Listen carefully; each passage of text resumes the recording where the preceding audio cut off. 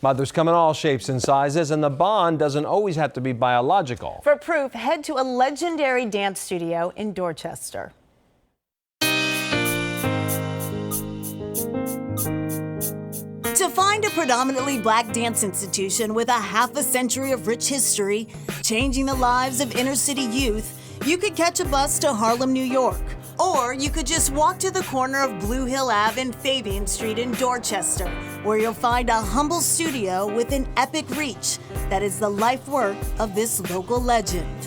My name is Andrea Herbert Major, and I'm the artistic director of the Roxbury Center for the Performing Arts. I opened my school in October of 1967, but my school kind of grew quickly, and I realized there was really a need for the arts in our community. It was just a place, a safe haven for them to come in, enjoy what they were doing, and to learn how they can not know something and work hard at it and get it. Important lessons shared by Miss Andrea with generations of kids.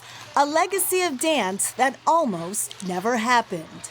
Down on Washington Street, there was a white dance school, and my mother took me there when I was about 3 years old. We went upstairs, and the lady said, "I'm sorry, but I don't take black children." So my mother said, okay, and she took me out, and that's how I got to Mildred Kennedy. Mildred Kennedy Braddock, dubbed the Brown Bomber, was a tap legend who danced with Sammy Davis Jr.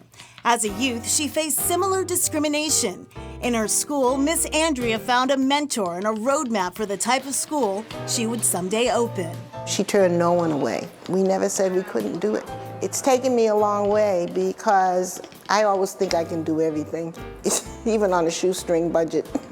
One thing Miss Andrea proves she can do is turn out amazing dancers. My first professional dancer was Christopher Huggins, and he was with Alvin Ailey. Joe Gonzalez, he's with Philadanko. I have some really good tap dancers. My nephew, Derek Grant, Sean Fiedler. I've had a lot of my students that came through here.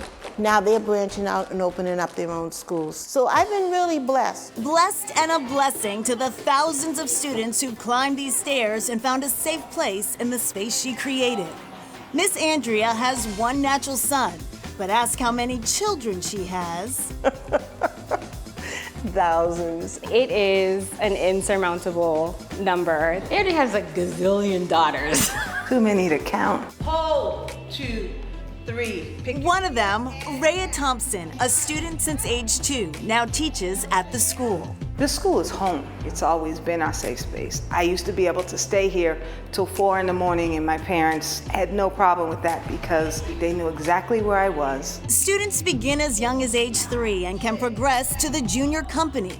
From there, a select few audition and end up here as part of Miss Andrea's signature A Major Dance Company. The audition was grueling, but I made it, and I felt so proud just to be performing her work. Robin Thompson is the longest active member of the company, whose members are as diverse as the community they represent. Everybody here has a unique personality that comes out through their dance, and she celebrates that in her choreography. Not all members of the senior company go on to a dance career, but many choose to pass on the lessons they've learned. I am full-time attorney, Patriots cheerleader. I also started my own nonprofit called One Dance. Kim Gordon most recently took One Dance to Cuba, where she and Thompson provided professional dance lessons for 40 kids. Dance has always been a part of my life. I wanted to be able to bring that experience to other kids who possibly wouldn't ever really be able to have that. From teacher to student, her lessons live on, an inspiration for generations of kids, redefining what's possible. This environment was my first real exposure to professional dance and professional dancers. So there was never really that thought for me that a ballerina couldn't look like me. 50 years, countless children, a legacy secured. So what's next? It's hard to let it go. And eventually there'll be a time when I'll just say, you know, I've had enough. But I haven't got there yet.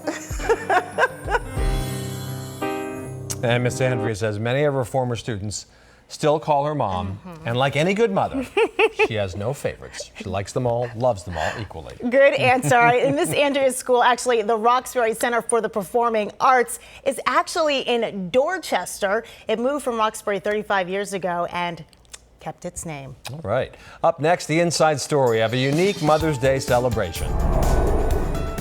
The idea was really just simply to take teenage girls away on Mother's Day.